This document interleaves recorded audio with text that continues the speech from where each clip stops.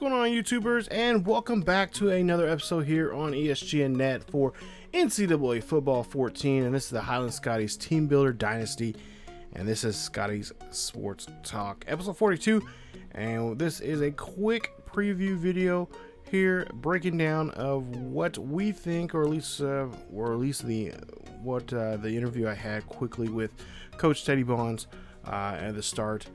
For the start of this season here, as we take on Nebraska for week 1. Take a look at the current schedule here.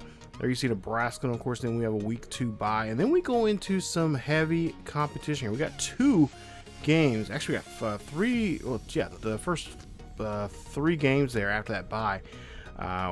2 of those 3 are ranked opponents, K-State at K-State, and of course Ole Miss, as we played them last year. A really exciting game there, and we'll be taking them on. Of course, then we go on and we host San Diego State.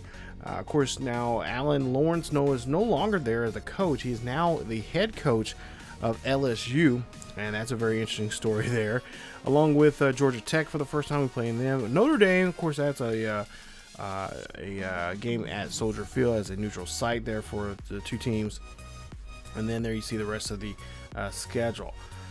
So yeah, we have a really interesting schedule here, and it's a challenging one. Talking to Coach Teddy Bonds over the last couple of days here, especially a media day there for the for a lot of the fall teams.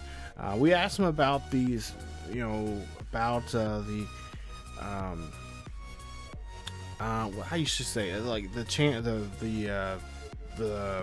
schedule and what he forecasts for this, and he said he really thinks this should be probably one of the toughest schedules they have.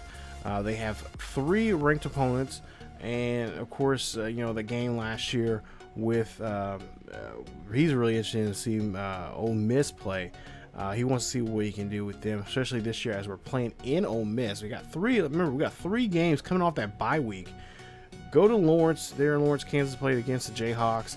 Should be a fairly reasonable game there for us. And then it gets tough. We got K-State there in Aggieville, aka Manhattan, the Little Apple. Also, then we go to Oxford in Mississippi there for the Ole Miss game. So he says there's going to be a tough road here, but he believes it's a road that these young men can take, and they should, because the last, we went to the national championship. Not really heard of or seen a team like that coming into playing in Division I football like this, and really go head to head with Alabama and fight for a chance to play in the national championship, and they did. And unfortunately, we lost, but we made that up second season, taking on the Huskies of Washington, beat them, and then turn around last season. We won against Alabama. We got a rematch against them and won that, and of course won our second national championship in 3 years. And of course he and many others are hoping that it could be a three-peat here, but again, he says it's going to be a long journey here, and he doesn't have the same people he had before, and we'll get into that here in just a little later. Take a look at the coaches preseason poll there. Of course, we're at number 1. USC is right behind us at number 2. Ohio State number 3, and Alabama at number 4. That's going to be a very interesting race for those 4 schools. Along, we got Georgia, Clemson, Oklahoma, Kansas State. Of course, we'll be seeing those 2 schools more frequently as we enter into the Big 12 next season, in season 5. And cannot wait for that. That should be a lot of fun. And it should be, and especially with the, and there's already a war going on for players here in the state of Kansas already. Some pretty decent 3-4-star guys out there. That all 3 schools, Kansas State, and Highland, are all fighting for. So it's gonna be a really good battle going into season 5. But there you see some of the other votes that other schools got, and of course some of the ones that dropped out from the last the final poll in the season. Of course, Coach Teddy Bonds did not believe when he seen the coaches poll going into this preseason there that they were going to be number 1, because they lost a lot of guys on offense and defense, and that is something that a lot of people nationwide are saying. Why are they ranked number 1? They have a few players there from the national championship teams from all 3 years, Now, most of them are juniors and seniors, but they really don't have playing experience. So that's something that a lot of people are asking what's going on and whatnot. And of course, the guy that helped him out on both of those, actually all 3 times they went to the national championship, is Rasheed Rush. And we'll get into him a little bit more here as we take a look at some of our All-Americans here. And of course, you see Saunders there, one of our All-Americans, really our only All-American there on the first team in all NCAA. But our second team guy, where you see Jacob Fromm, and of course some others here. We'll see if we have any here on the second team here. I would really be surprised if we do have any. But Coach Teddy Bond says, this is a year that is going to be really going to test the mettle for this team, especially for the young guys that did not play so much last season or in the last 2 seasons, really, because of, he was, this was a brand new team. He was trying to fill out what the strengths and weaknesses were for the team and what was best for the team. And he's still doing that here. His first, full, it's going to take another year or 2 before he actually has the team that he believes he has with his guys that he's brought in. So yeah, it's going to be very interesting to see how that goes. As you see there, we're number 10th in the toughest places to play. We have an 18-game home winning streak there. The most so far right now, I believe, is Alabama. I think they have like 32 games or whatever. Worst place in the, of course, NCAA there, it looks like it's going to be Washington State. The Cougars there, 19-game losing streak. And there, yeah, you see Alabama there. 23-game winning streak for them. We're averaging about 20,000 there for us. But there you see 101,821 for Alabama. So, yeah, big difference there between that. And, of course, you see the current home streaks there. Amongst others, you see the average attendance. So I just want to show you guys that. Some of you guys have been wanting to know that, and I was going to go ahead and put that in here in the video. Now, as for Nebraska, last year we played against them. We had a really good year. We were very successful there at home, or excuse me, on the road there in Lincoln. Now this year they come to us.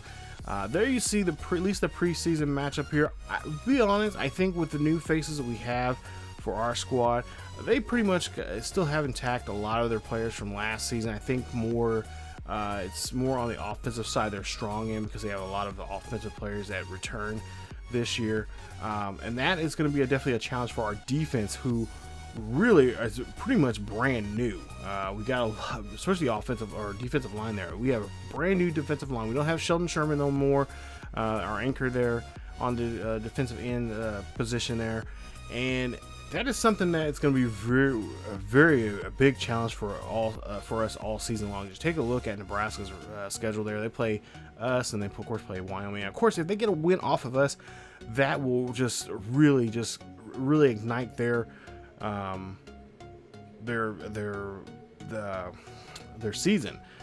There you see Rush's numbers from their offensive numbers there for our team. Of course, Rush both in offense or rushing and defense, rushing and passing there the most, and these are numbers from last season.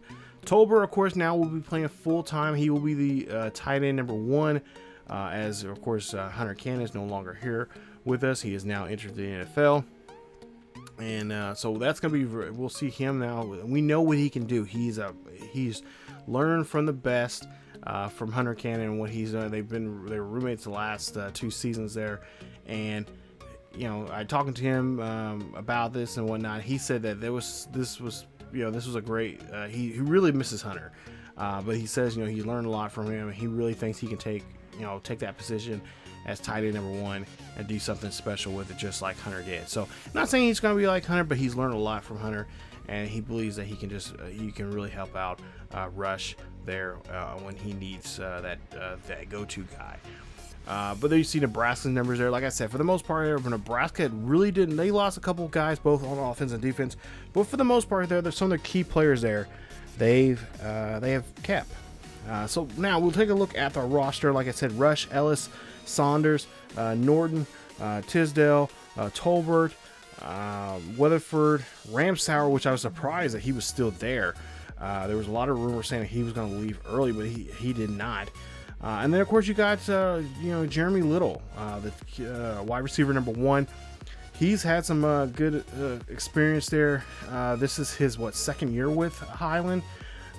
So he's coming in as a sophomore, I believe. I might be wrong, but he's coming in as a sophomore, and he's going to be really special.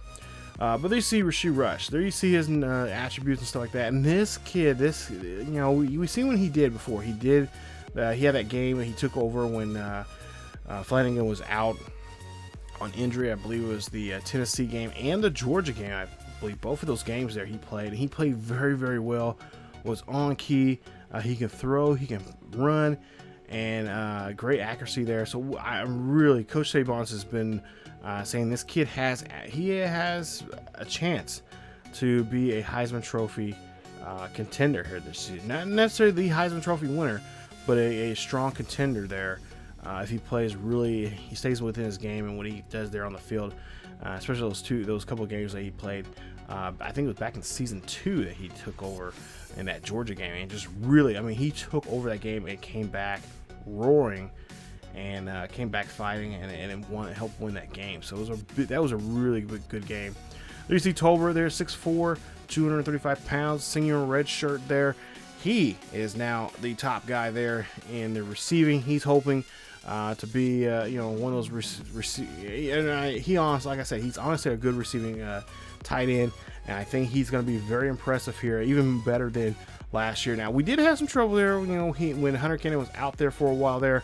Tolbert was really bad at dropping the ball there, and I think it was just because of nerves. And now, since he's had that experience here as a tight end, especially as tight end number 1, I think that was a blessing in disguise for him, at least what he's told us, talking to him earlier this week there.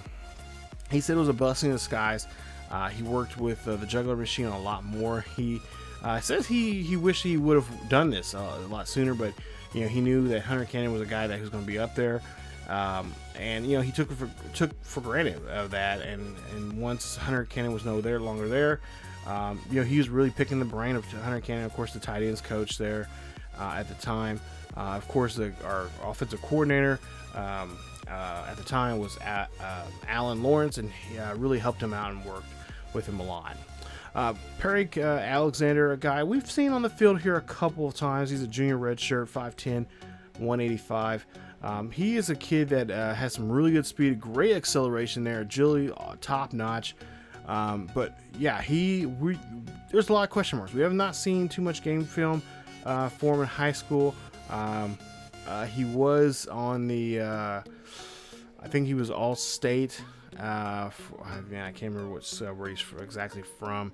As I currently don't have my notes right in front of me here, but he's a good player there, good juke there, and Coach Tabon said that he's going to be a kid that I think is going to really surprise people, and we're hoping that he's hoping that that'll be the case there. He really believes that this guy, he's a lot more quicker, he's a lot more, can see the field a little bit more better, or slightly more better than Kason, who just really had a tough go coming out, just bursting out of there. With this young man, with the speed and agility he has, and the acceleration he has, he is going to be he's going to be lightning coming out of that backfield there, and definitely a guy who's going to stay in between the tackles. He's not going to go outside too much, and that's something they've been working on. Jeremy Little, 6'3", 200 pounds, sophomore redshirt. This is his. We redshirted him last year, so this will be his. This will be his year. This is the guy that he was the number 4 quarterback or number 4 wide receiver. Now he is number 1. He knows the pressure that comes with this situation. Here you see his numbers: 1 reception, only 24 yards, and he had a nice touchdown there in one of those games. I can't remember. I want to say it was the Ole Miss game that he had that touchdown. Now I'm not sure. But he had that really good touchdown catch there, and we're just now hoping that we'll see a lot more of that. He says his goal is to try to get at least 10 touchdown receptions this season. We'll see what he can do. But, he had no drops. So this will be his first year. He's playing full-time here. Like I said, he had a couple good starts there. And, he said that really helped out experience. Now, Chad Godfrey, he is a true freshman. He will be wide receiver number 2. possibly maybe number one if things happen to not go right for Little. But Godfrey is going to be a guy there. And you see 95 speed there. And then you see Wilson, Stone, Barnes, and Sims are the rest of your wide receivers. But like I said, Godfrey is your true freshman. Joe Barnes, we went ahead and we're going to redshirt him. I originally said I was not going to redshirt anybody, but I decided with his with his speed and stuff like that. And then I could have started him. He could have easily been wide receiver number 3, but I wanted to try to keep a year for him because I think him and Godfrey will be a good tandem coming up in season number 5 once we start getting to Big 12 play. Entering the Big 12 and doing that. So we're going to work on him and then work on more of his skills there.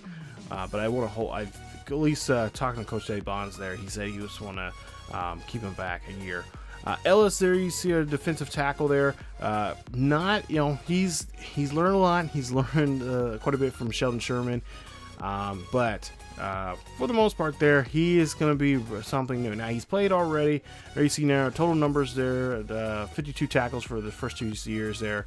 And he's learned a lot from Sheldon, along with Sanders there. Sanders really a big help there for him. As the two of them been working on a lot of stuff during the offseason there. They actually were working on, I know back in when the players were coming in for the training and whatnot early, about a month before the school started, they were looking at game film and they were really breaking it down, and Saunders was letting them know that. And Saunders, he could have easily went to the NFL this year. I think he probably would have been maybe a day 3 guy in the draft, but he decided he wanted to stick around here. He knew he had this last year eligibility. He wants to use it and see what he can do on this last time on this level. As for Danny Tisdale, hey, what can we say about this young man? He's helped us quite a bit there defensively. Not as much as I really think he can do. I think coming as a guy that can come in and wreak havoc there in the secondary as a middle linebacker there. But he is good. You take a look there. Pretty even on coverage there. He's slightly better in man coverage there. But for the most part, he has done a great job. He's batting balls away and just doing what he can do. And take a look at it. You see 7 deflections in this year. Season back in, that second season there, he deflected 4 times there. He was pretty much a guy that was really flying around the ball when we needed him. He was almost in every single tackle that you can think of. Between him and Sherman, I could not believe it. I was like, wow, these guys are really doing a good job there. Montgomery, senior here. This is his last year. Young man says he feels like he was been overlooked the last couple of years, and Coach Dave Bonds kind of agrees with that. And so we'll see what Montgomery can do here. Isaiah Montgomery, 6'2", 268 pounds. He's a senior, and he played quite a bit here. This is his last year, and there you see 9 sacks, the most he had so far, just 2 seasons ago, 12 for his career here. And he really thinks this year he can really try to get those double-digit numbers just like Sheldon Sherman did. And again, working with Sheldon in there, working on their footwork, their technique, and stuff like that. He is definitely a guy that could possibly really do be seen in the NFL as a huge threat. Harry Ramsauer there, another guy there that we're looking at here, could be an impact player. He'll see more playing time. Of course, he's been, he's a senior redshirt guy, so he's going to see a lot more playing time this year. And we're really expecting a lot more from him also. Take a look at his numbers there. Great, pretty good zone coverage there for him. Excellent hit power. We've seen him just beat guys up and just hurt them on the field. And again, that's something I think we'll see. Something that we'll see more this year. Especially I know a lot of the players, at least talking to the players, some of these players that I've mentioned already here, they say they are very looking forward to the Kansas and Kansas State games. They feel like they're the excuse my language, but the bastard stepchildren of the Kansas schools. So they will really have something to prove here. They want to go out there and do some damage to those other 2 schools there. And Coach Teddy Bond said those are really two of the games. He's not looking. He's taking game by game like he always says he does, and which is true. But those are the two games he is really looking forward to because he wants to put them on notice that they're here and they'll be here even more so next season. Reggie Owen, another freshman on the squad here. This is awesome here. Coach Teddy Bonds. Normally Coach Teddy Bonds, he does start a few freshmen here, but not as a starter too often. But I'm so excited about him being on there. And this young man here, he's a great player there, and we'll see what he can do in that position. Oh, also too, we got a new kicker and a punter, and both can play. Actually, we can swap them out if need be. First one is the kicker, Joey Wallace, 5'10", 173, and Wallace. You take a look at his kick power and acceleration, kick power and his kick accuracy there, really top notch there for him coming in as a freshman. And then of course, if you take a look there, great kick power there from Justin Cross. Accuracy is a little off, but like I said, we're gonna mostly focus him on the punt side of the ball. But Coach Teddy Bond said that he has confidence in both of those two young men there in that position, and he'll right now they're going to be in those positions, and if for whatever reason if they need a switch, they'll swap out. So that's really cool. Coach Teddy Bonds, he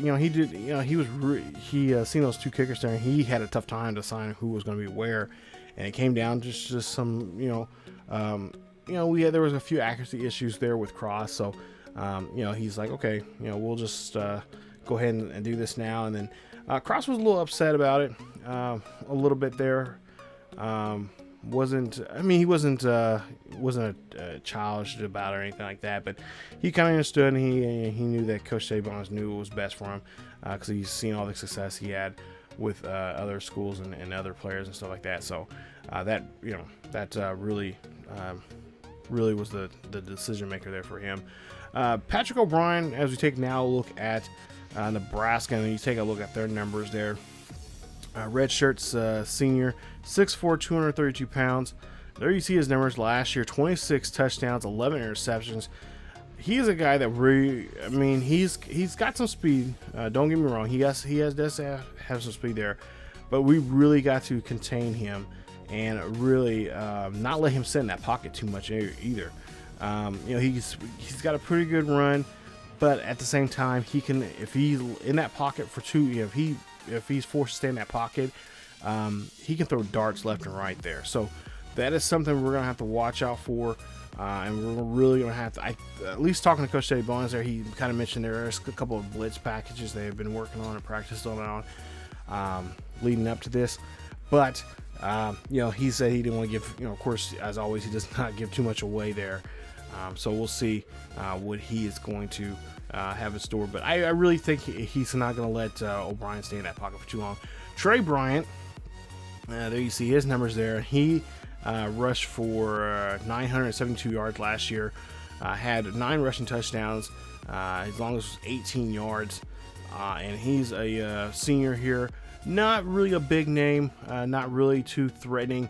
But of course, one of the main things for Coach Teddy Bonds is always stopping the run. He wants to stop the run. He wants to see that quarterback and see what they can do to that quarterback, if they can get to that quarterback. So shutting down the run, of course, is always number one on Coach Teddy Bonds' mind, and that's what he wants to do. So definitely, like I said, it'll be a good challenge there for that defensive line there.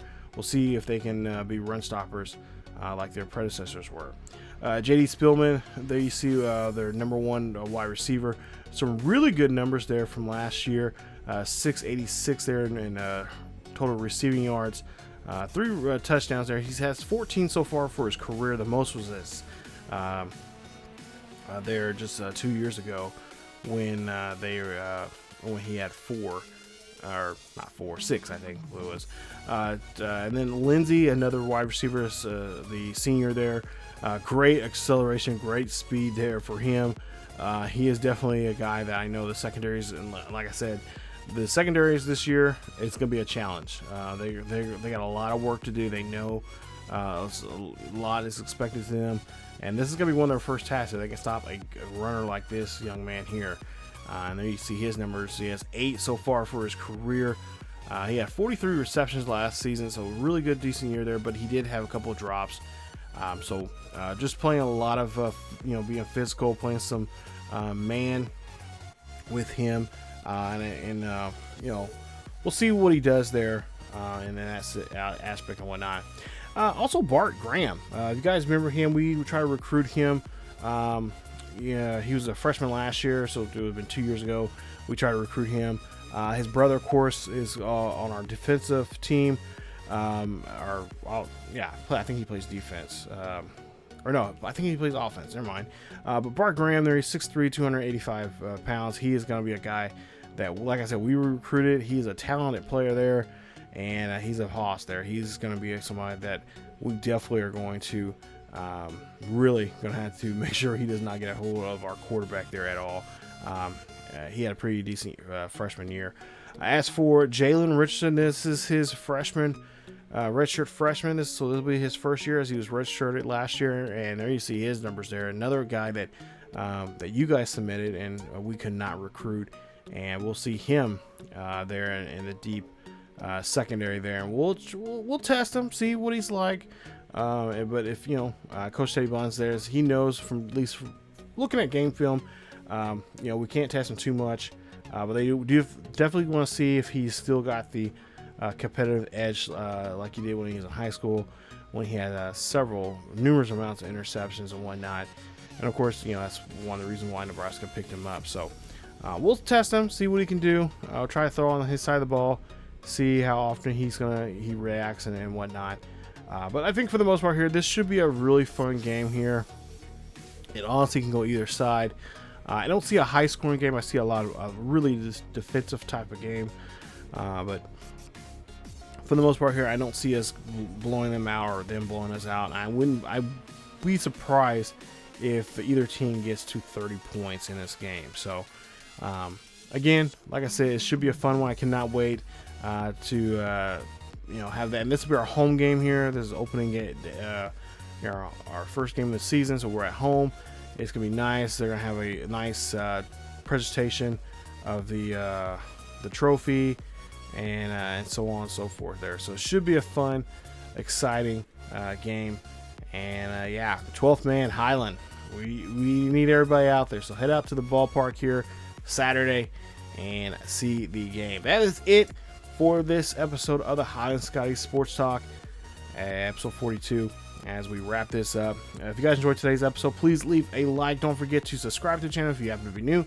Hit that bell notification so you guys will be notified of when anytime this series or any other series is uploaded to the channel. Also, follow us on social media on Facebook, Twitter, and Discord. Links are down below in the description. Also, a link to our Patreon page. If you definitely want to be a part of this series, there are some perks here that you guys can get by help supporting the channel, and the support of the channel will be very, very much appreciated, and it helps out with the producing the videos and such. So thank you guys so much for watching. As always, keep yourselves healthy and go Scotty Nation. I'll see you guys next time.